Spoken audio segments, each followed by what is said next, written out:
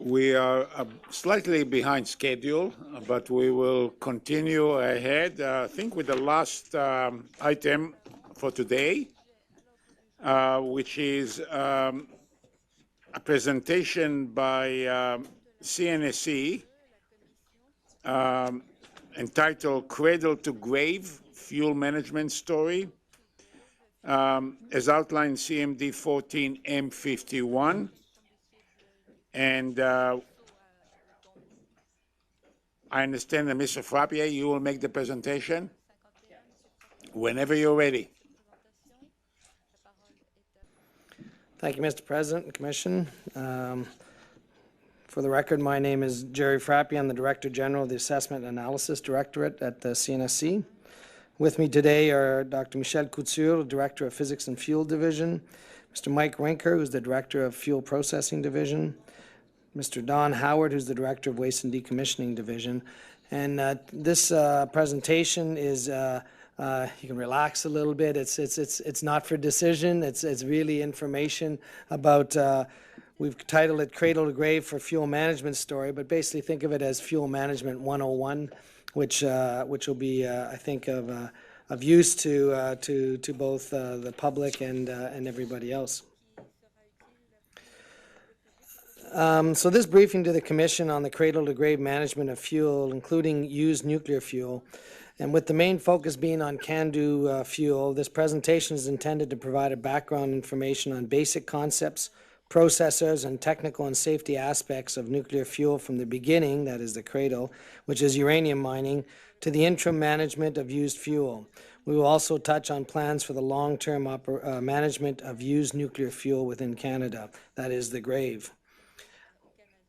I think it would be useful to first cover some basic notions that are important to understanding the changes that happen to uranium as it goes from being a rock in the ground into being fuel for a reactor and then into being used fuel. So a couple of bringing you back to your physics, your high school physics, if you like. So nuclear fission is the splitting of an atomic nucleus and is the main process by which energy is produced in nuclear reactors. Atoms with nuclei containing the same number of protons but a different number of neutrons are called isotopes. Uranium has several isotopes, but two of them in particular, uranium-238 and uranium-235, with 92 protons each and 146 and 143 neutrons respectively, make up almost 100% of the naturally occurring uranium. Fast neutrons, another word, that are generated during nuclear fission, and they move at a very high velocity of approximately 14,000 kilometers per second. Fast neutrons generated from fission in CANDU and light water reactors are slowed down through collisions with the atoms of a moderator material, usually light water, heavy water, or graphite. This slows the neutrons, and these slower neutrons are known as thermoneutrons, and they have a velocity that's still quick but much, much less than the others at 2.2 kilometers per second. The thermoneutrons have a greater probability of causing fission, and therefore they are the key to a sustainable chain reaction in a reactor. Fissile material is a different type of material. It's a nuclide that is capable of undergoing fission after capturing a thermal neutron. The three primary fissile materials are uranium-233, uranium-235, and plutonium-239. CANDU reactors use heavy water as a moderator, and light water reactors use light water, H2O, as a moderator, as we've talked earlier today. Another piece of definition that's important is what's called fertile material. So fertile material is a material which is not itself fissible, but that can be converted into a fissile material by irradiation in a reactor. And there are two naturally occurring fertile materials, uranium-238 and thorium-232. And when these fertile materials capture neutrons, they are converted into fissile plutonium-239 and uranium-233, respectively. Now let's talk radioactive decay itself. So radioactive decay refers to the phenomena by which a nucleus transforms into another nucleus, or to a lower energy state, by emitting energy, radiation. A chain of decays will take place until a stable nucleus is reached. So it might go through many transitions. The radiation emitted by an unstable nucleus takes the form of a tiny, fast-moving particle, either an alpha particle, beta particle, or a neutron, or as gamma rays. And gamma rays are very similar to X-rays, are very penetrating, and are best stopped or shielded by very dense materials. Fission fragments resulting from a decay result from the nuclear fission are mostly radioactive nuclei which decay through emission of radiation. Continuing on radioactive decay, the concept of half-life is very important. And the half-life of any radioactive material is the length of time necessary for half the number of the nuclei of that material to decay to whatever the next material is it's decaying to. And they come in quite a different variety of half-lives, and that's very important as we move forward to think about long-term, what do we have to do with nuclear waste. So the half-life of uranium-235 and 238 are 0.7 billion and 4.5 billion years. So as you can see, they're going to be here forever, or for a long, long time. Other items that you'll find within fission products that are within a reactor have much different half-lives. So krypton-90, for example, 30 seconds. Not going to worry about it for very long. It's going to be gone. Krypton-85 for 10 years. Cesium-137 for 30 years. These are things that are going to be around and have to be considered. To put them in perspective, Moly-99, which we've talked about often at the commission here, has a half-life of about 66 hours, which is why it's good for medical purposes. It's not going to be in your body for very long. Iodine-131, another one that we talk about often, has an 8-day half-life. And tritium half-life is about 12 years. So just to show that there's quite a range, and that's a very important parameter when talking about radioisotopes. So now talking about uranium as a fuel. Natural uranium, which is found in the Earth's crust, is a mixture largely of two uranium isotopes, uranium-238 and 235, which accounts, as you see there, for about 100% of the uranium. CANDU reactors can operate with natural uranium fuel, which is very different than other reactor technologies. Uranium fuel enrichment is another definition that's important, and it's the ratio of mass of fissile material to the total mass of fissile and fertile material. Research reactors in Canada, unlike CANDU reactors, do operate with enriched uranium fuel, so that is something that there is in Canada. Light water reactors can only operate with enriched fuel, typically 3 to 5% enrichment. I would now like to give a quick overview of nuclear fuel cycles before I pass it over to Michel and the others. First off, 3 categories of activities associated with fuel.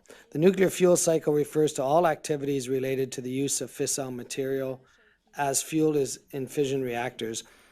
There are uranium and thorium-based fuel cycles. In general, all those activities fall into 3 categories. The front-end fuel management, which is mining, milling, refining, conversion, enrichment, if there's enrichment, and fuel fabrication and assembly. Then we have in-core fuel management, which is the fuel assembly design itself, and then in-core depletion, running it through a reactor, getting your energy out of it. And then the back-end fuel management, which is the spent fuel cooling, storage, reprocessing, if you're doing reprocessing, and waste disposal. It's important to realize that the CNSC regulates all activities within the nuclear fuel cycle, from mining to the interim to long-term management of used nuclear fuel. Types of nuclear fuel cycles. There are 2 types of nuclear fuel cycle important to talk about. One is open cycle, which is used fuel is considered as a waste. There's no fuel reprocessing. You basically run your fuel through your reactor once, and now you have a waste. There's also closed fuel cycles, where the used fuel is reprocessed to produce new fuel to be used in fission reactors. So you can take the fuel, reprocess it, use it over again. The type of nuclear fuel cycle chosen by a country and the activities it will need to perform within that fuel cycle depends on the reactor type and it operates, resources available, technology status, and national policy. Canada has an open uranium fuel cycle, that is, we do no reprocessing in the country, and no enrichment facility since we can use natural uranium.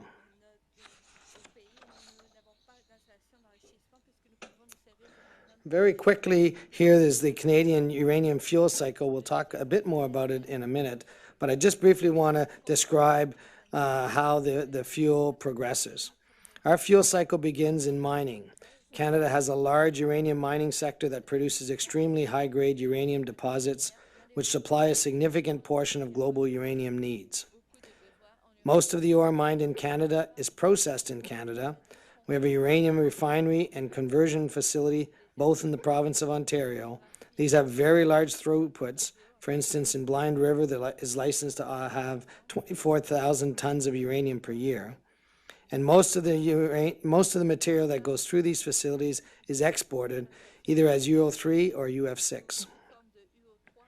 Our conversion facilities also produce natural uranium oxide powder to supply 3 fuel fabrication facilities, chiefly producing natural uranium fuel bundles for use in CANDU reactors. There are 19 CANDU type reactors operating in Canada, spread over 5 sites in 2 provinces. And the CANDU design is a pressurized heavy water reactor with on-load refueling and fueled by natural uranium. As mentioned earlier, we have an open fuel cycle. That is to say, there is no reprocessing of spent fuel in Canada. All spent fuel is currently stored at the reactor site where it was produced. Although the Nuclear Waste Management Organization, which is a government body, is actively planning a long-term facility management for spent fuel. Outside of the natural uranium fuel cycle, associated with the power plants, we also have the Chalk River laboratories and the NRU reactor, which is fueled with lightly enriched uranium. The Chalk River site also includes facilities for the manufacture of enriched fuel and the production of Moly-99 and extensive waste management areas due to Chalk River's long operating history. Finally, we have various other small establishments, including research reactors and locations and decommissioned facilities, and these are all spread through the country, some of which have enriched uranium, enriched fuel. A safety issue that is very specific to the nuclear industry is what is known as criticality safety. Fuel handling, storage, and transportation of fresh and used enriched nuclear fuel introduces the issue of an inadvertent criticality accident. That is, a nuclear chain reaction that would start outside of a nuclear reactor. This is a very serious safety concern. However, criticality safety is not a concern for CANDU reactors since it uses natural uranium. We have there a little chart just showing the different sort of groupings of enriched fuel and the potential for inadvertent criticality, going from insignificant with 1% enriched to very high if you have 90% enriched. In Canada, the regulatory document Reg Doc 327 and Reg Doc 364 specify requirements for prevention of criticality accidents during fuel handling, storage, and transportation. Another important aspect of a nuclear fuel cycle is ensuring it is only used for peaceful applications. And this comes under the term of safeguards, which is a system of international inspections and other verification activities undertaken by the International Atomic Energy Agency in order to evaluate a state's compliance with its safeguards agreements with the IEA. The IEA conducts activities across the Canadian fuel cycle to verify that all nuclear material remains in peaceful applications. The CNSC performs inspections to ensure that relevant Canadian licensees are implementing safeguards programs. The fuel cycle facilities are required to report to the CNSC on all inventories and transfer of nuclear materials in accordance with Regulatory Document 336. The General Nuclear Safety and Control Regulations require that licensees take all necessary measures to facilitate compliance with any applicable safeguard agreements. Finally, on the CANDU fuel and fuel cycle options, the CANDU design itself can use natural uranium, but it's actually a very flexible reactor technology that allows multiple fuels to be used. The uranium fuel cycle, which is where we use natural uranium, is what all current CANDUs use. The use of low enriched uranium is a possibility and was the basis for the advanced CANDU reactor design, the ACR design that we were reviewing over the past few years. And the use of reprocessed fuel from light water reactors is a possibility, not likely to happen in this country since we don't have light water reactors, but many other countries, led probably by China, very interested in this because then you can take your fuel waste from your light water reactor and use it as fuel in your CANDU reactor. There's also the possibility of thorium fuel cycle. Again, not so much of an interest here in Canada, but very much of an interest in other countries in the world, where you use a plutonium-thorium basis to run your reactor, or you can use a uranium-thorium base as a fuel for your reactor. So the CANDU reactor offers many options for exploiting the CANDU light water reactor synergism, but in Canada, all CANDU reactors use natural uranium, as you know. I would now like to ask Dr. Michel Couture to provide more details on the front end and in-core fuel management. Thank you, Jerry. Having provided you with some basic notions and an overview of the nuclear fuel cycle, we would now want to provide a more detailed information about the three categories of activities within the uranium nuclear fuel cycle, namely the front end, what is called the front end fuel management, the in-core fuel management, and the interim and long-term used nuclear fuel management. The focus will be on CANDU uranium fuel cycle.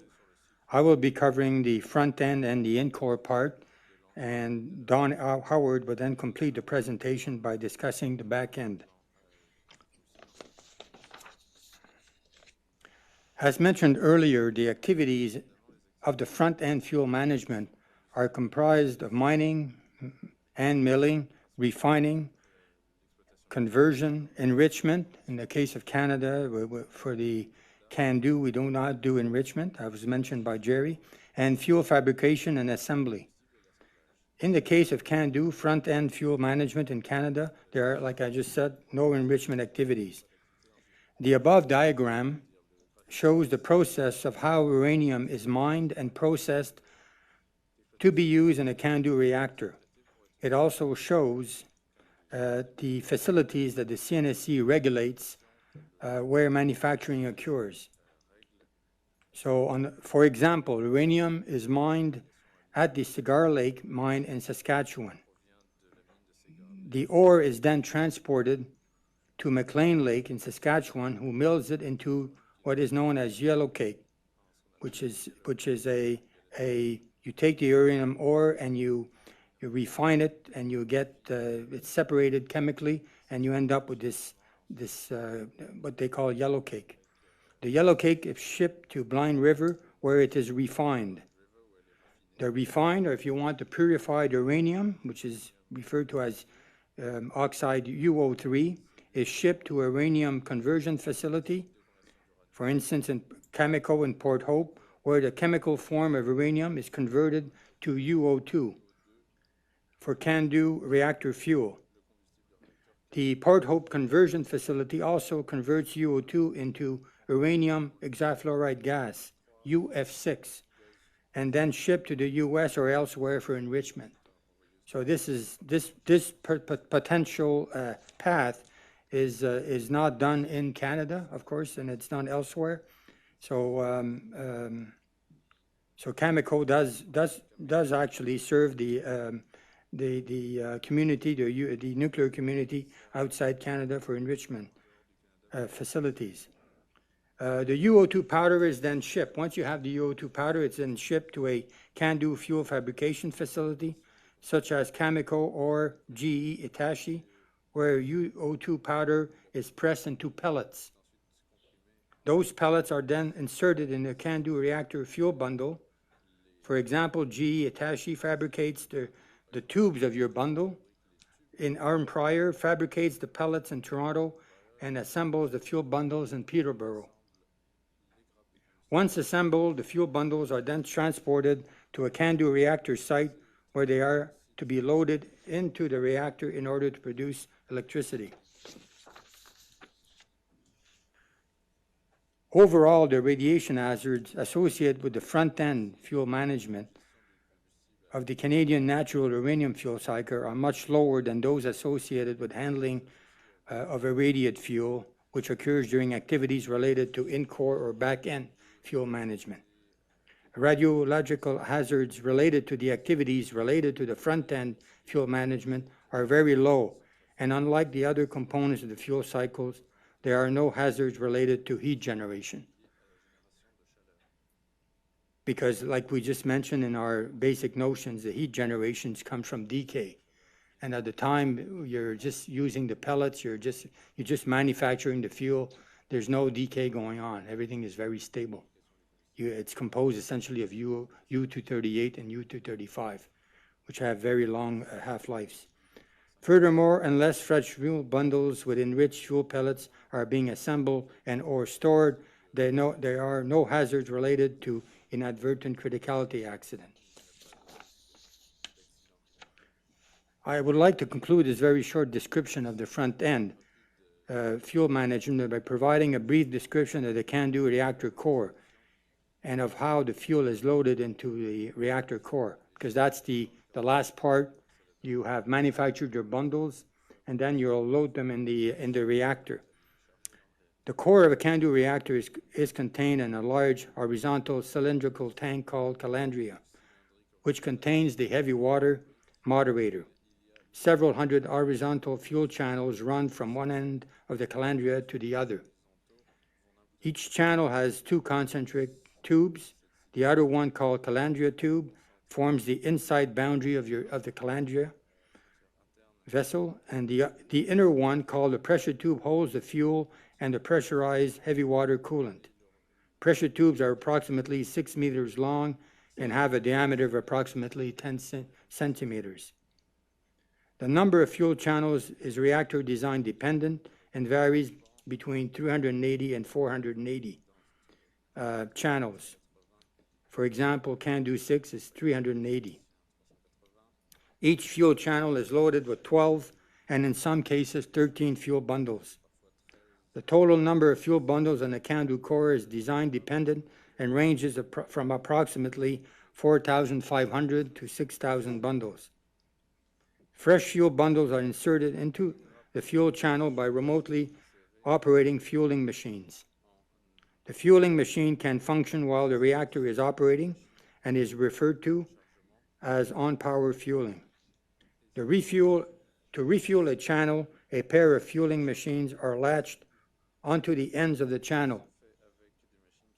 A number of fresh fuel bundles are inserted into the channel by a machine at one end, and an equal number of irradiated fuel bundles are discharged into the machine on the other end of the channel. Light water reactors, like pressure water reactors, need to shut down before refueling. And refueling is done during planned outages. So now we'll go into the in-core fuel management. As mentioned earlier in the presentation, nuclear fission is the main process by which energy is produced in nuclear reactors and eventually transformed into electricity. In order to ensure that this is done efficiently and safely, there are many activities that need to be performed before loading the fuel in the reactor and once it is loaded in the core. Those activities are part of what is referred to as in-core fuel management and include the fuel design activities and activities related to in-core depletion, which is the decrease in time of the fissile material such as U-235. In-core fuel management activities are very complex.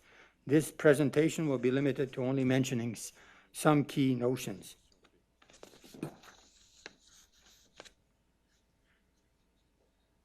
Proper in-core fuel management requires a detailed understanding of how energy is being released from nuclear fission. We will cover in a few slides the various forms of energy release during a fission.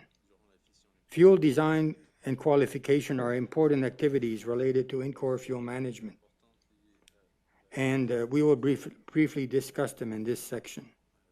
In CANDU reactors, refueling is carried out with the reactor at power. This feature makes the in-core fuel management substantially different from that in reactors that must be refueled while shut down. For CANDU reactors, fuel loading and fuel replacement strategies are required in order to operate the reactor in a safe and reliable fashion while keeping the total energy costs low. Those strategies cover fuel channel selection, its timing, and the number of bundles that need to be removed and replaced by fresh fuel. And we will, at the end of our presentation in this section, we will cover some of the objectives of these fuel loading and fuel replacement strategies.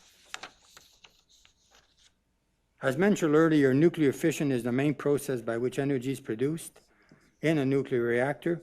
Over 80% of the energy fission appears as kinetic energies of the fission fragments, and this immediately manifests itself as heat. Essentially, your fission fragments, your nucleus is split, and your fragments are flying within the pellets, and they'll be slowed down. And just by the slowing down of it, the friction, that creates heat. So that's 80% of that energy is due to the kinetic energy of the fission fragments. And they're slowing down into the fuel and the fuel pellet. Rest of the fission energy is liberated in the form of instantaneous gamma rays from excited fission fragments and as kinetic energy of the fission neutrons. Essentially, when you have a split of the nucleus, you will have, like we just mentioned, kinetic energy of your fragments and also fission neutrons that are emitted. So that's part of the energy produced during a fission. About 7% of that total heat generated in the reactor is obtained from the decay of radioactive fission products. This decay heat must be safely removed after a reactor shutdown. And that's of great interest, like Jerry mentioned, when you're starting to talk about the waste and how to, when you're unloading the fuel from the reactor and putting them either in a pool or storing them on dry storage, you have to worry about decay heat. And then the decay heat will depend also on the half-lives of your fission products, which are in the fuel. Fuel burnup is the energy generated in the fuel during its residency in the reactor core per unit mass of fuel. So the amount of energy you're extracting essentially per unit mass of fuel is called fuel burnup. And that turns out to be a key parameter. In fact, when you're planning your in-core management, so how much burnup do you want to achieve? The energy of fission is generated at the expense of fissile nuclei. Their amount in the fuel material decreases in time, which is called fuel depletion. Certain other fissile isotopes build up, such as plutonium and U-233, and contributes to the total energy generated in the fuel. I'll come back to this. So actually, as you are proceeding, you start with U-235 and U-238, and 235 being the fissile material. But as you're progressing in your depletion in the core through fission, chain reaction, you start producing other fissile materials like plutonium-239 or U-233. On to the next one. Here's the example of the production of energy due to plutonium-239. Although you do not start with plutonium-239 in your fuel, plutonium is a fissile material which is normally created in the nuclear reactor by transmutation, meaning actually through absorption of a neutron. Here we have basically a small equation explaining how this is done. The neutron, your U-238 will absorb a neutron.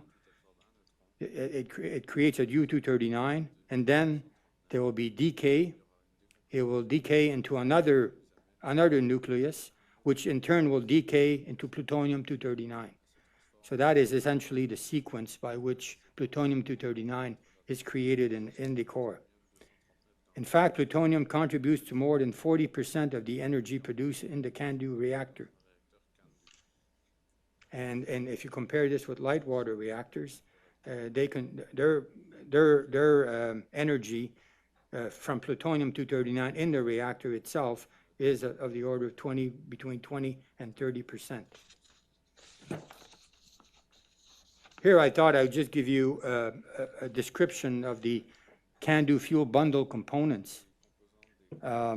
Fuel design is an activity which is an integral part, if you want, of in-core fuel management.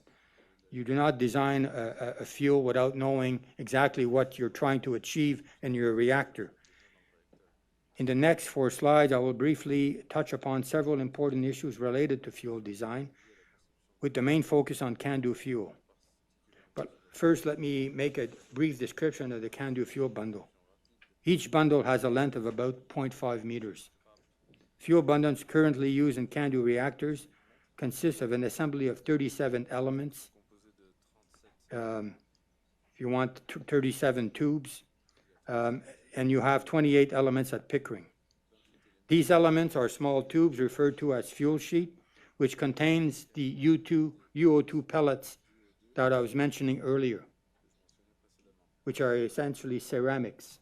So you have UO2 pellets in your small tubes and are welded. These small tubes are welded to the end plates of the bundle. And in the diagram here, they indicate what is the end plates, and you have also the pellets that are number 4 are the dioxide pellets. Then you have the fuel sheet, which is number 5. And also what you have in this, when you're assembling these tubes together and they're attached by these end plates, you will have spacer pads which actually maintain some distance between the elements so they don't touch. Here they are indicated under number 3.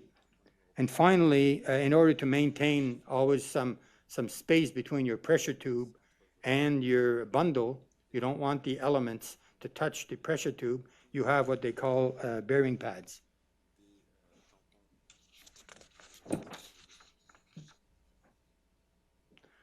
The point being emphasized in this slide is the fact that CANDU fuel bundle is more than just the main source of heat in the nuclear reactor. It is, of course, the source of heat. However, it also has a role in reactor safety. So given the ultimate goal of reactor safety, which is the prevention of radiation-related harm to the workers at the plant, the public, and the environment, the fuel assembly has an important safety function, since it constitutes the first 2 physical barriers to the release of radioactive material. The other 2 being the heat transport system and the containment. So the first barrier is the ceramic, the pellets themselves. In fact, the pellets, when in the reactor, the pellets will contain essentially 95% of all your fission products. So that's why, and if you look into safety analysis, we're always trying to avoid melting of the fuel. Because if you melt the fuel, a lot of these fission products will suddenly become, will be released, and the only protection now is the fuel sheet. So should your fuel sheet fail, then you have all this much more fission products or radioactive material being released. So one of the issues is always to avoid melting of the pellet. So the pellet is the first barrier. The second barrier is the sheet itself. So as long as the sheet doesn't fail, you're okay. Everything is contained in the fuel bundle. So for this reason, much thought is put during the design phase at ensuring fuel integrity not only during normal operation, but also during postulated design basis accidents. Overall fuel integrity is ensured as much as possible through what we call 3 defense in depth. The first one is a good design. Second one, for instance, if you have while you're operating your reactor in normal operation, any deviations, you try to bring back the normal operations and the continuous chain reactions so that you don't have an excess of reactivity suddenly. So you use the reactor regulating system, for instance, to bring back to steady state operations. So that's one way also of protecting your barrier, by having this control of your chain reaction in your steady state. And ultimately, if you do have an accident, then you have your safety systems, special safety systems, your shutdown systems, your emergency cooling systems, that when you're doing your analysis, you got to make sure they are triggered at the right time so that you can protect the fuel as much as possible. So many of these accidents, you require that the fuel integrity be maintained, not only the pellets, but the sheet. Some accident scenarios are too severe. You cannot protect necessarily the sheet. But for many of these accidents, you actually do your analysis and install your trip set point so that you can protect the fuel, because these are the first two barriers to the release. Here I thought I'd mention in this particular slide, some of the considerations are put into design. First, one consideration is you want to have, because you're trying to produce as much electricity as possible, you want to be able to operate your bundles at high power. So that's one consideration that you put into when you're actually designing your fuel. You got to make sure that it can actually operate at high power. You may want to have high burnup, meaning you want to extract as much energy as possible from your fuel so that you reduce the cost of the fuel itself. So you want to extract as much energy per kilogram of fuel. So that's where the high burnup comes in. So that's one element that the designer will take into account. How much burnup do you want to achieve? And in cases you wanted to achieve very high burnups, you may actually have to enrich your fuel because the natural uranium would not be sufficient. And of course, during normal operations, you always want to maintain sheet integrity. For accident conditions, you actually, as part of your design input or your thinking of your design of the fuel, you have to ask yourself, how will the fuel behave in more severe conditions of higher temperatures, like if you have whether it's a large loca, small loss of coolant, your temperatures will be outside the normal temperature, so your fuel will be subject to much harsher conditions. So as in your design, you have to think about that. Will your materials survive this? So it depends on your safety objectives.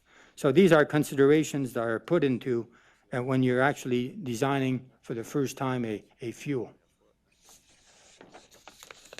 This slide is to essentially show that there has been an evolution of the design in Canada, the CANDU fuel design. It started with 7 elements, and then it progressed to 19 and 28 at Pickering.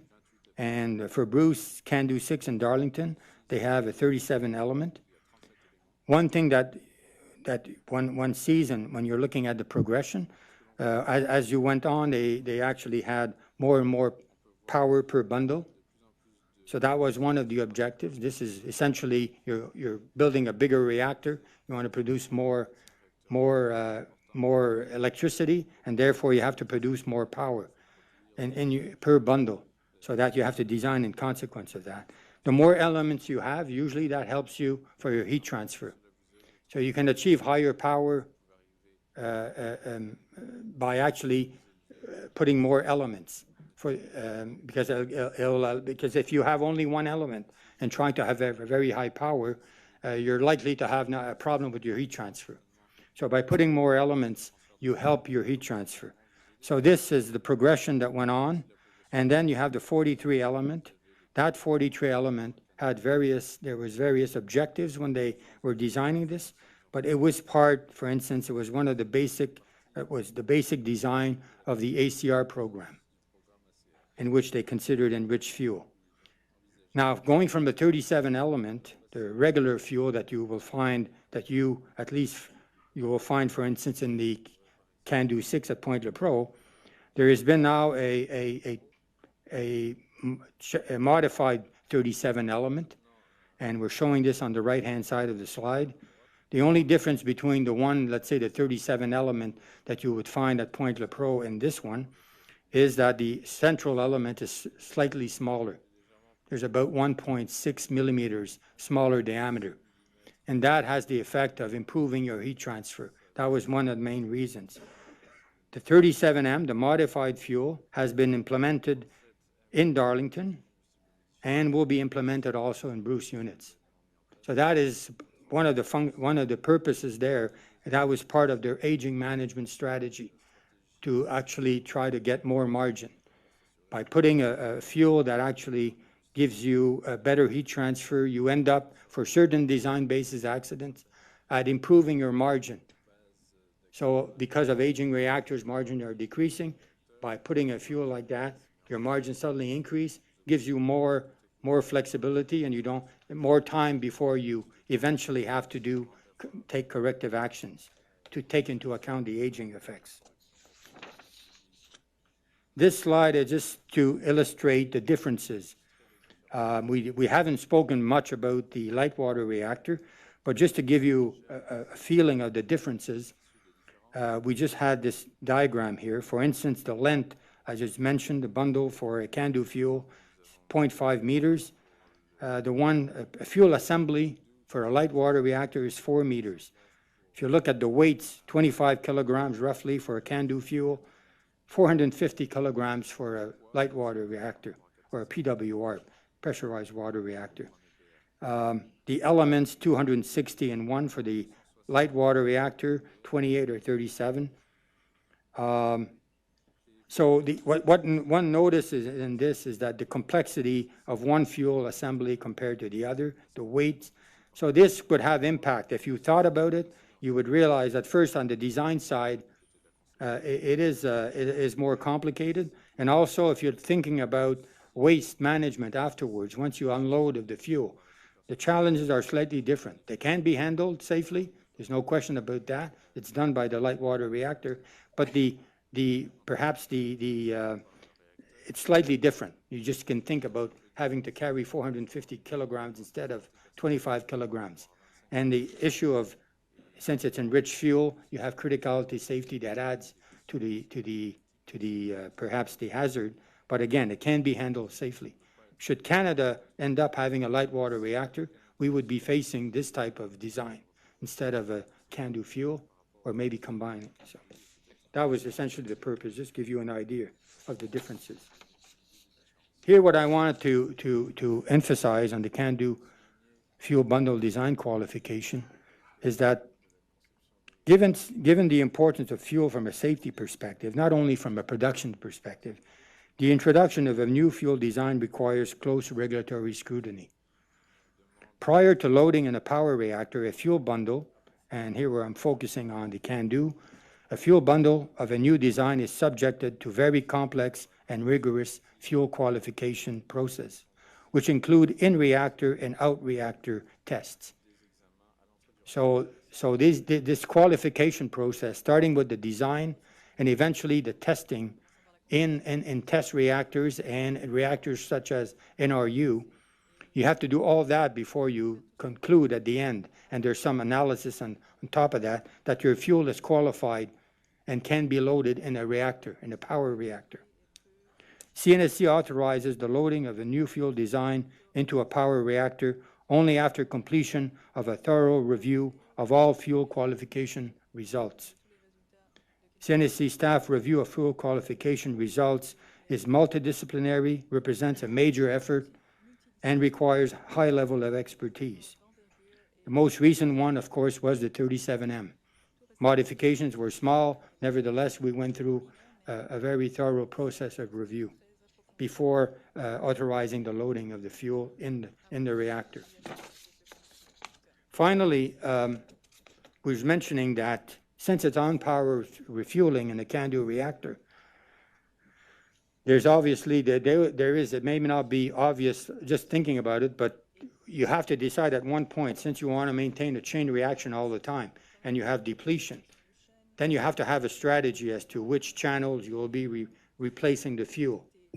And how many bundles will you remove? Will you remove 2 bundles, 4 bundles, and then replace them by new fuel?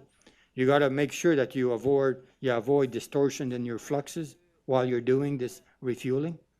So the primary objective of CANDU fuel, of the fuel management, in-core fuel management, loading and fuel replacement strategies to operate the reactor in a safe and reliable fashion while keeping. So that is the main objective of in-core fuel management. It is to determine fuel loading and fuel replacement strategies. Specific objectives include adjust the fueling rate to maintain reactor critical and at full power.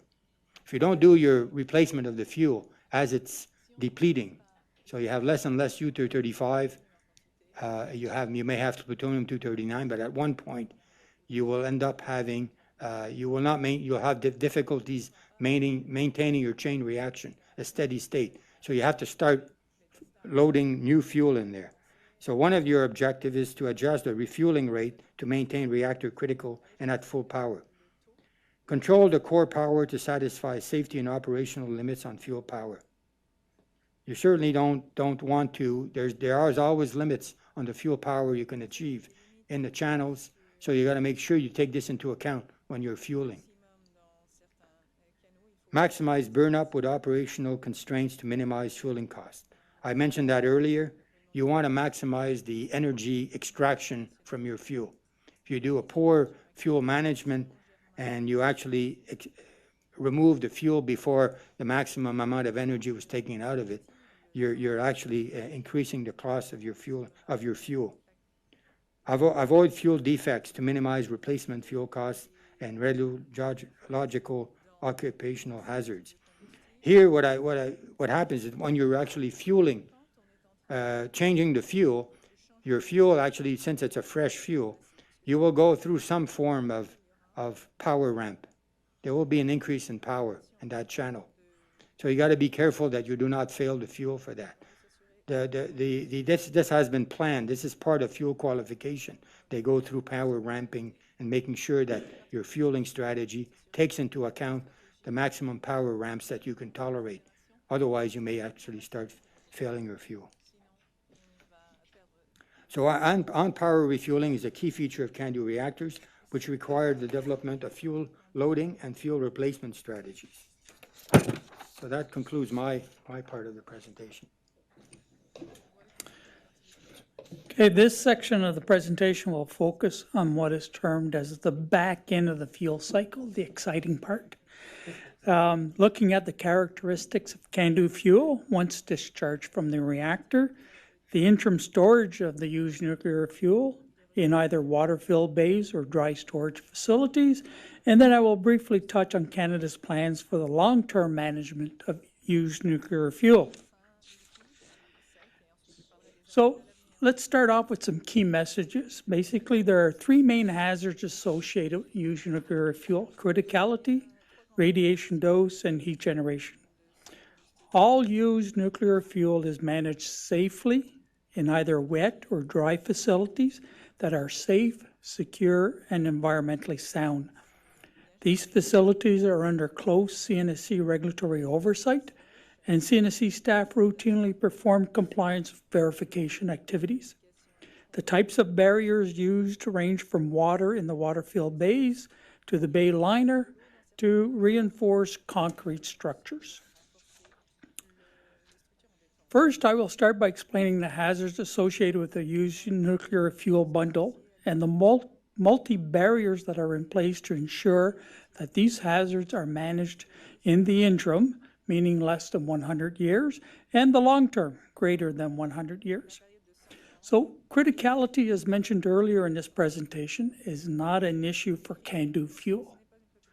However, criticality needs to be considered by the Nuclear Waste Management Organization for the long-term management of used nuclear fuel, as there currently exists a very small quantity of non-CANDU fuel currently in storage at the Chalk River laboratories.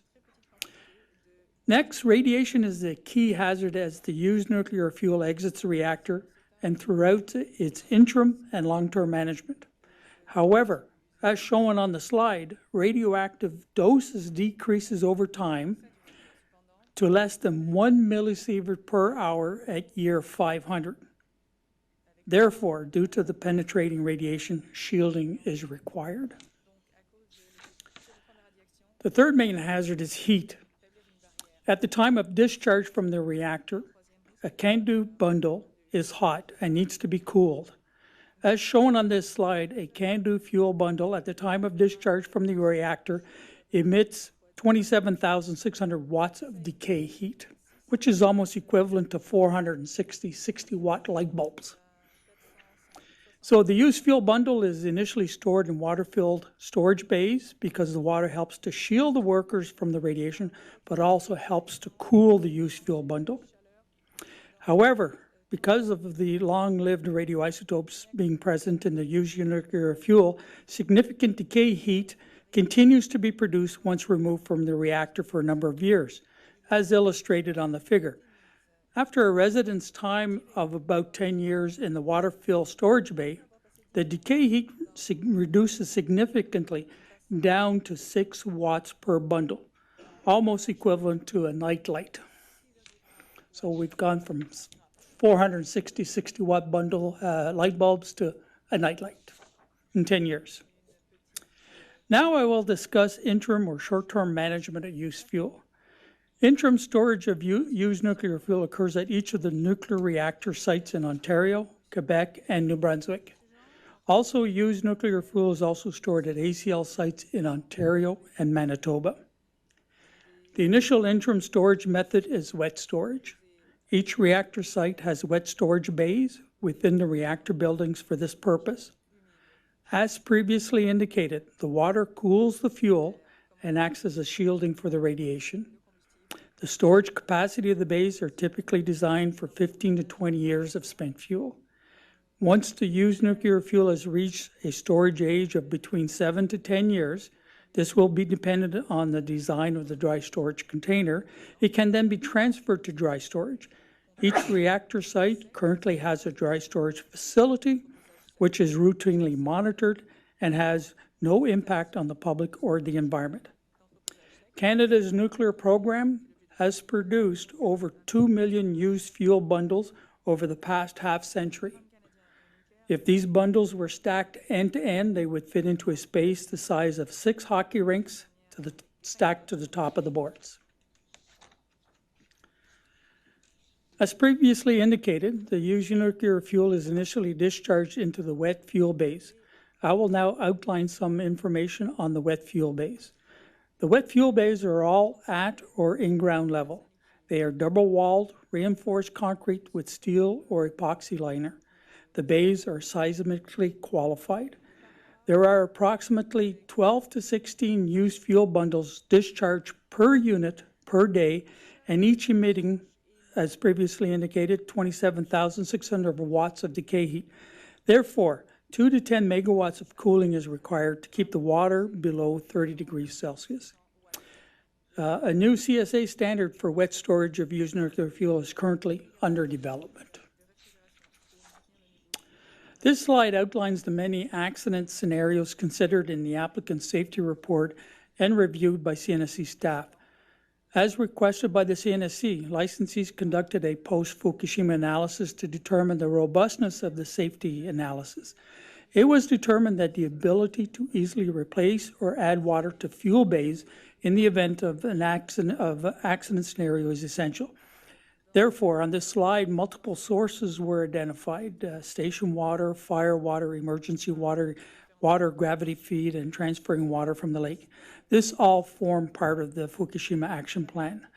The slide shows the initial filling of the storage pool. Within Canada, dry storage forms part of the interim management of used nuclear fuel. It is standard practice that the used nuclear fuel bundles are transferred to a dry storage facility after a cool-off period in the wet storage bays. Dry storage containers are designed to reduce radiation exposure and manage the decay heat. There are basically 3 designs currently in use in Canada: the OPG dry storage container, or DSC, the AECL can store module, and the AECL canister or silo. As with wet storage bays, they use reinforced concrete with a steel or epoxy inner liner. The dry storage containers are all seismically qualified. This slide provides one example of dry storage, which is OPG's dry storage container, or DSC. Each OPG dry storage container holds 384 used fuel bundles that have been cooled in the storage pool for 10 years or more. The bottom right picture is the dry storage facility at the Western Waste Management Facility at the Bruce Nuclear Power Development Site. The top left corner in this slide is of the AECL CANSTOR module, which is currently in use at the Johnston 2 Nuclear Generating Station. Each CANSTOR module contains a total of 12,000 used fuel bundles. The bottom right picture is the AECL CANSTOR or silo design, which is currently in use at the Point Lepreau Generating Station. Each canister or silo holds approximately 60 used fuel bundles. This canister design is also used at Whiteshell, Douglas Point, and Johnston 1. Regardless of the type of storage structure used, they all utilize the same principles of defense and depth using multiple barriers. The dry storage system essentially produces no solid, liquid, or gaseous effluents.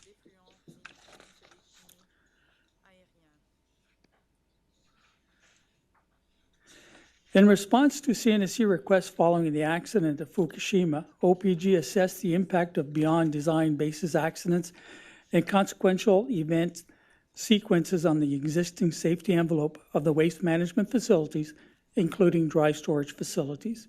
In all scenarios assessed for each waste management facility and dry storage facility, the consequence of the resulting events were found to be within the existing safety envelope for each facility.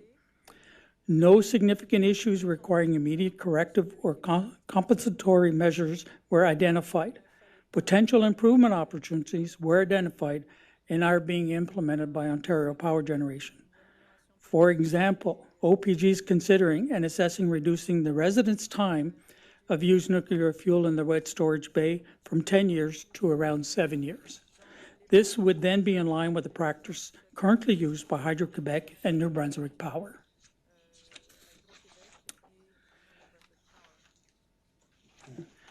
Due to the characteristics of used nuclear fuel, it needs to be contained and isolated for long periods of time.